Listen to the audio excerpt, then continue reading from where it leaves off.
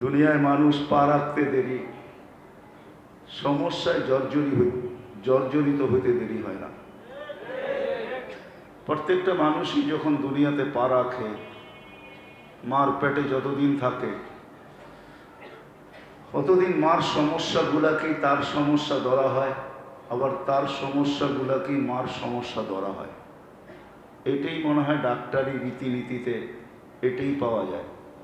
সন্তানের সমস্যাটাকেও মার সমস্যা হিসাবে চিকিৎসা হয়, আবার মার সমস্যাটাকেও সন্তানের সমস্যা হিসাবেই চিকিৎসা হয়। এই জন্য যতদিন পেটে থাকে কোনো সমস্যা থাকে না ওইখানে, কিন্তু জমিনে পা রাখতে দেরি, সমস্যা চতুর্দিক থেকে, এটাকে আরেক শব্দ বলতে পারেন, প্রয়োজন চতুর্দিক থেকে ঘিরা ধরতে দেরি করে না। আর আবার যত সমস্যা বা যত প্রয়োজন, এটাকে সমাধানের রাস্তাও অতগুলা। সমস্ত সমস্যার সমাধান এক জিনিস দ্বারা দুনিয়াতে সম্ভব না। যদি সম্ভব হতো তাহলে মানুষের 3.5 হাত একটা শরীর, বেশির থেকে বেশি যে উঁচা বেশি, লম্বা বেশি, গ্রিনিশ বুকে যারা আসছে ওদের কথা বাদ দিলাম, ওরা তো হাতের করে গোনা সারা দুনিয়ায় 2-1 জন। বাকি সাধারণত আমরা যারা লম্বা আছি, আমি তো লম্বা না, যারা এখানে বসা আছে কিছু লোক লম্বা লম্বা গর্দানওয়ালা দেখা যেতেছে, এরা যারা লম্বা 6 ফিটের উপরে হয়তো কিছু একটু হবে, 2 ইঞ্চি 3 ইঞ্চি এতটুকুই হবে, ঠিক না? এর চেয়ে বেশি তো না। কি বলেন?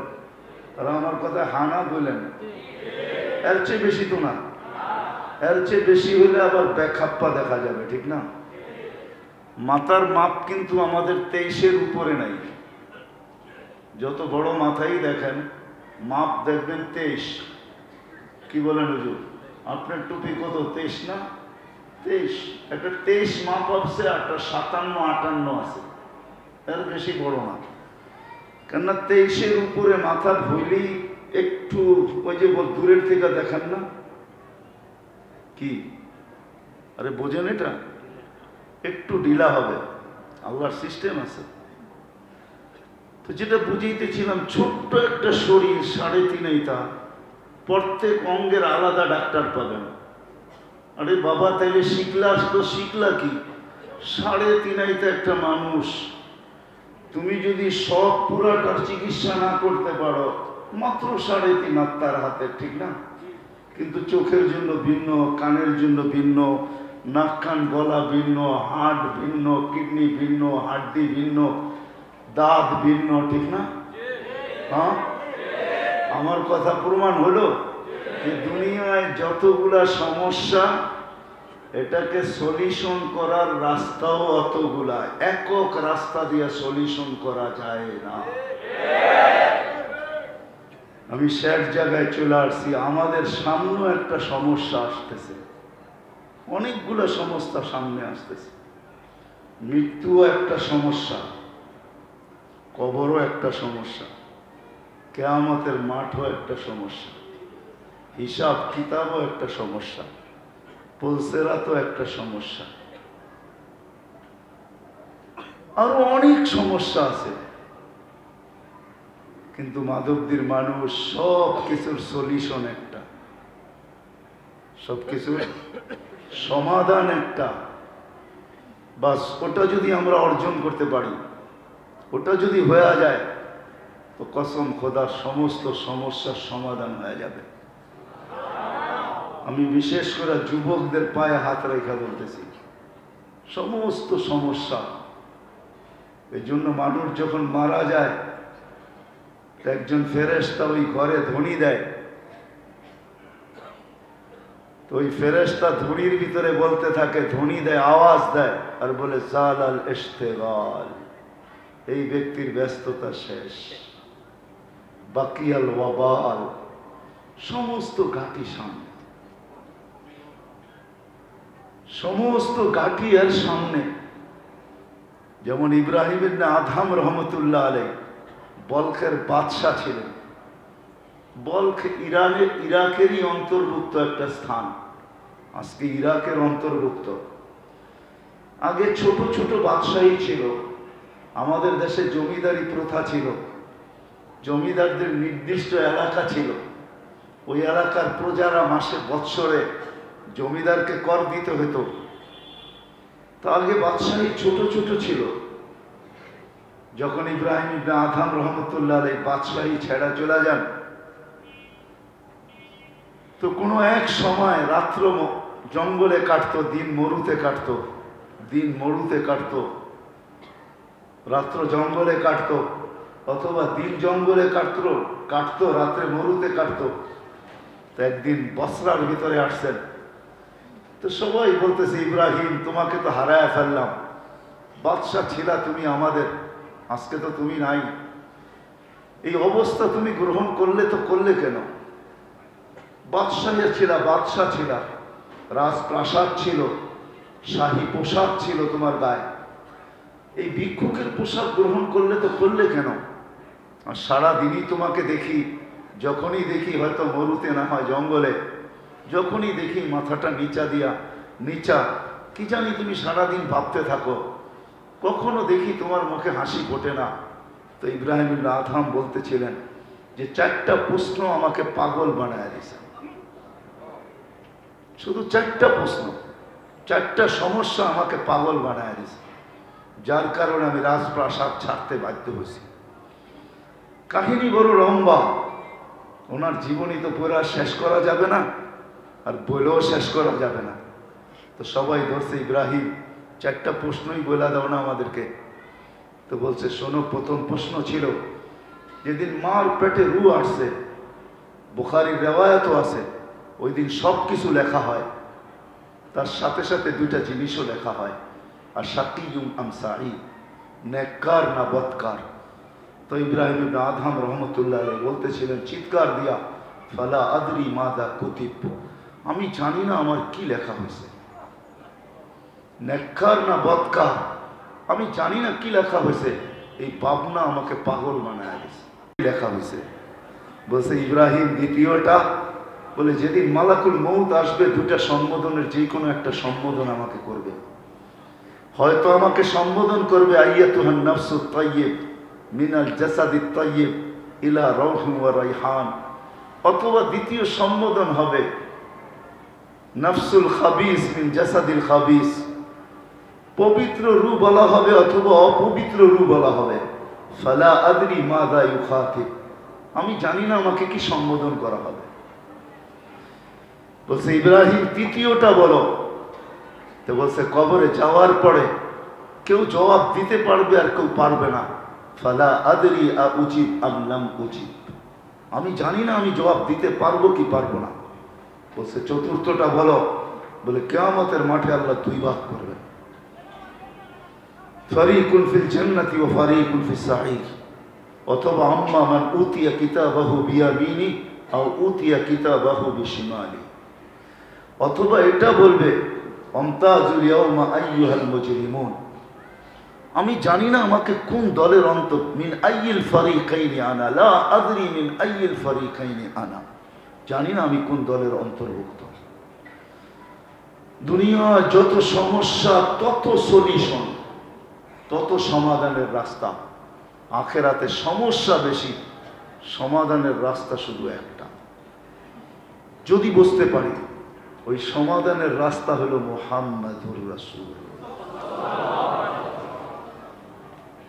সমাধানের রাস্তা শুধু একটা, সেই সমাধান হলো মুহাম্মাদুর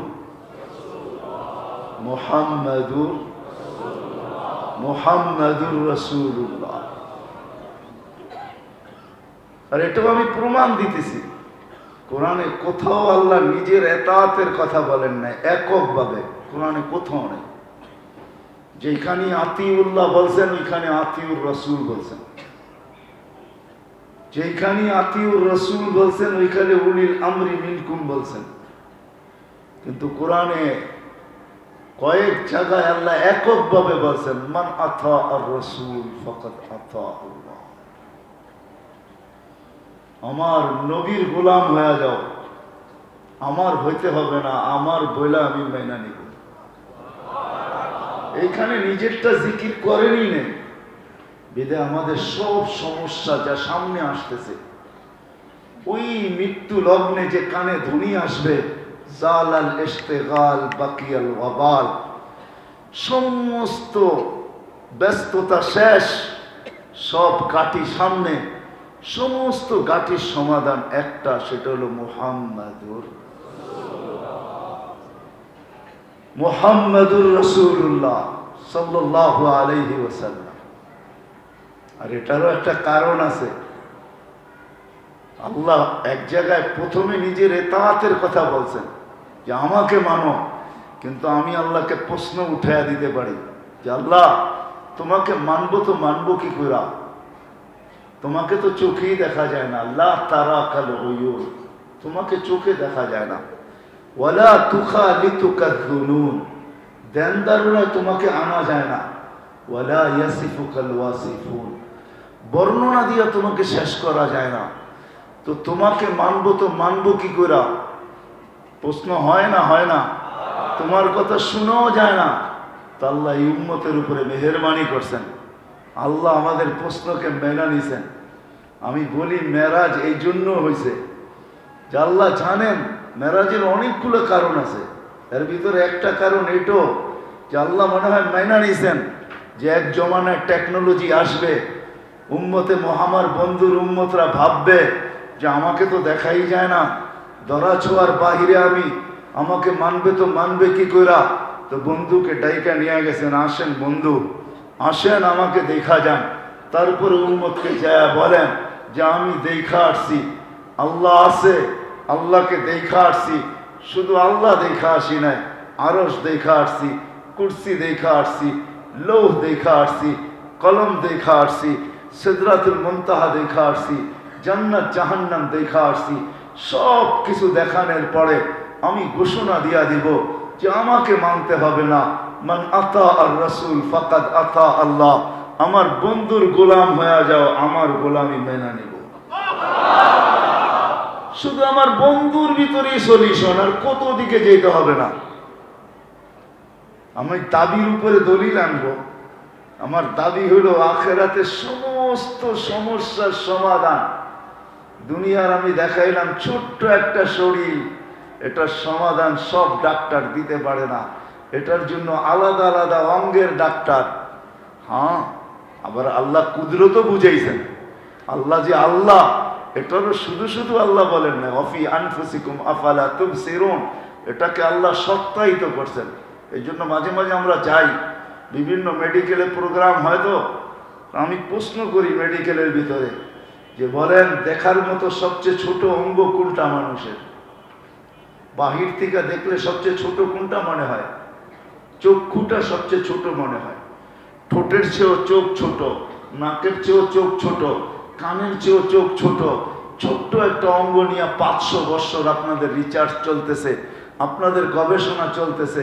বলেন আমাকে যে গবেষণায় কতটুকু আপনারা অতিক্রম করতে পারলেন, পারি কতটুকু দিলেন, ওই পার কতটুকু বাকি আছে?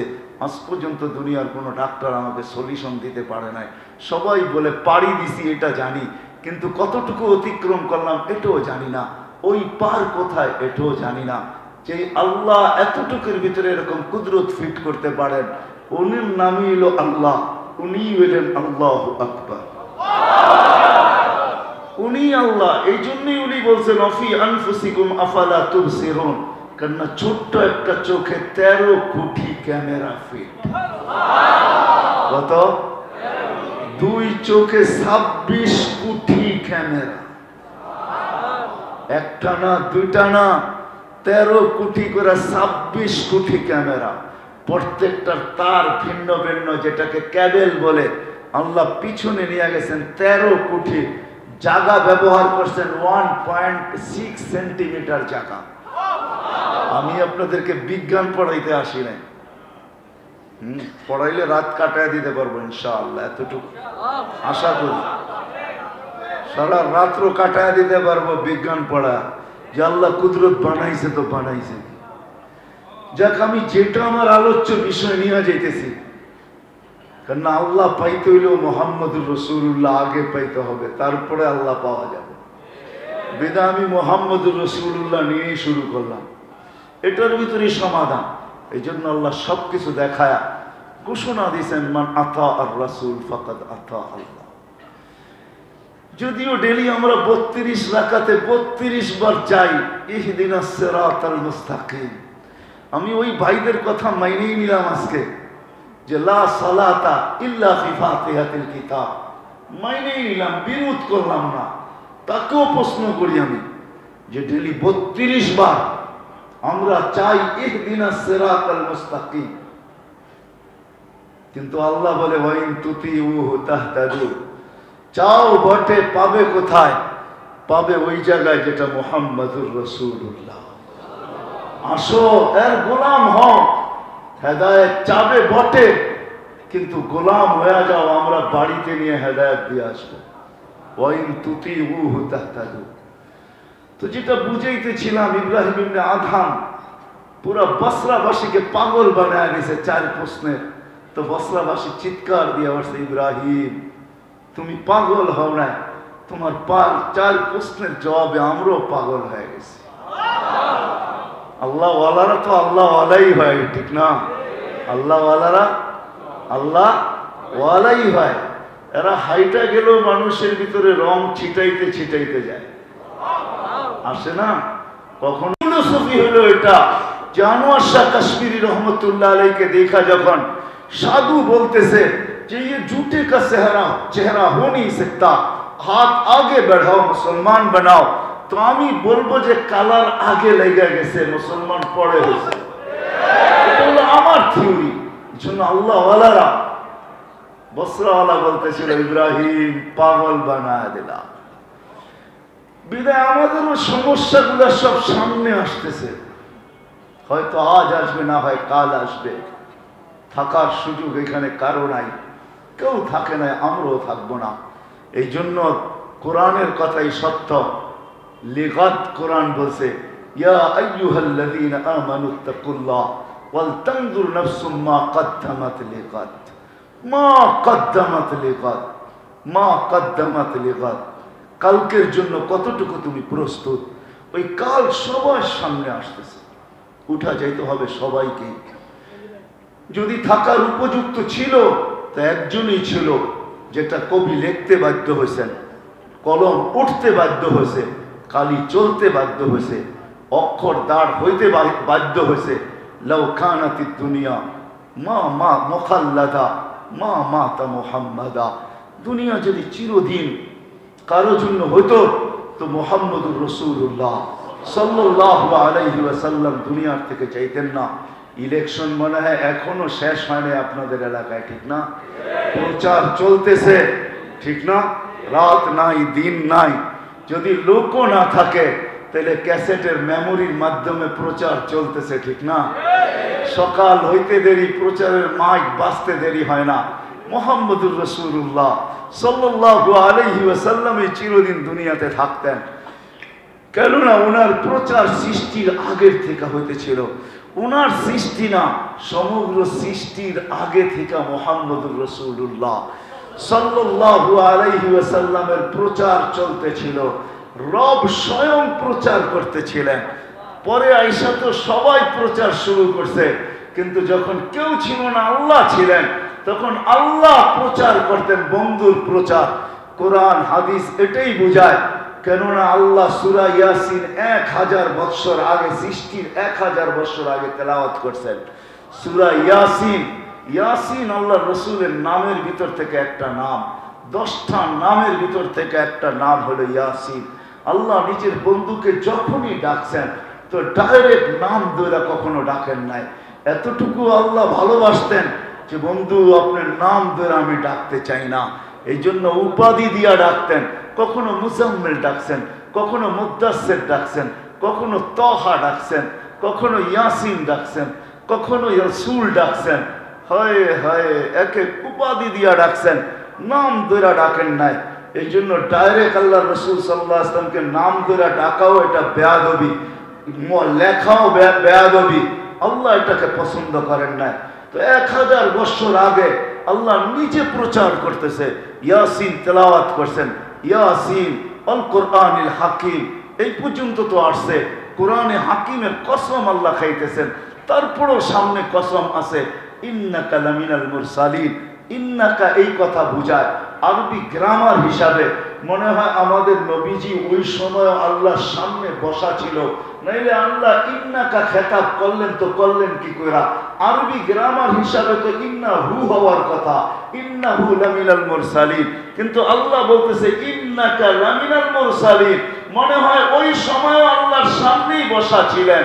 এখন কোন রূপে বসা ছিলেন ওইটা নিয়ে বহস আপনারা করতে পারেন, কিন্তু আমি সাদা সিধা বলতেছি মনে হয় নবীজি ওই সময় ওইখানে বসা ছিলেন, নাইলে আল্লাহ প্রচারের ভিতরে সামনে বসায়া বলতেছে ইন্নাকা লামিনাল মুরসালিন। নবীজি আপনি নবী হিসাবে কসম খাইতেছি, আপনি নবী হিসাবে প্রেরিত, যার প্রচার সৃষ্টির আগে থেকে হইতেছিল। যখন সৃষ্টি হয়ে গেছে তো প্রত্যেক সৃষ্টিকে আল্লাহ প্রচার করতে বাধ্য করছেন যে আমার বন্ধুর প্রচার করো। এই জন্যই কিতাবে ইঙ্গিত আছে, মাসালুহুম ফিত তাওরাত মুহাম্মাদুর রাসূলুল্লাহ ওয়াল্লাযীনা মাআহু আশিদ্দাউ আলাল কুফার রুহামাউ বাইনাহুম তারাহুম রুকআন সুজদান ইয়াবতাগুনা ফাদলাম মিনাল্লাহি ওয়া রিদওয়ানা সীমাহুম ফি উজুহিহিম মিন আসারিস সুজুদ যালিকা মাসালুহুম ফিত তাওরাত ওয়া মাসালুহুম ফিল ইনজিল। শুধু সাহাবাদের কথা ছিল না, আরে সাহাবা তো পরে আসছে, আরে সবচেয়ে বেশি প্রচার প্রসার ছিল মুহাম্মাদুর রাসূলুল্লাহ। আর হবে না কেন? হবেই না কেন? সবই তো যার রহমতের ছোঁয়া দ্বারা। কষ্টি পাথর নাই দুনিয়াতে আমি মানি, যেটার সাথে লোহা লাগলে সোনা হয়, এরকম কোন কষ্টি পাথর, এরকম কোন পরশ পাথর দুনিয়াতে নাই, এটা আমি মানি। যদি পরশ পাথর দুনিয়াতে থাকতো তো কোনো না কোনো মিউজিয়ামে পাওয়া যেত। দুনিয়ার বড় বড় মিউজিয়াম দেখছি, কোথাও পরশ পাথর নাই। হ্যাঁ, একটা পরশ পাথর আছে, যেই পরশ পাথরের ছোঁয়ায় সমস্ত অস্তিত্ব লাভ করছেন, সেটা হলো মুহাম্মাদুর রাসূলুল্লাহ। এই জন্যই আল্লাহ বলতে বাধ্য হয়েছেন, ওমা আরসালনাকা ইল্লা রাহমাতাল লিল আলামিন। বন্ধু, আপনি রাহমাতাল লিল আলামিন, আপনি রহমতের পরশ পাথরের ছোঁয়ায় সব তৈরি।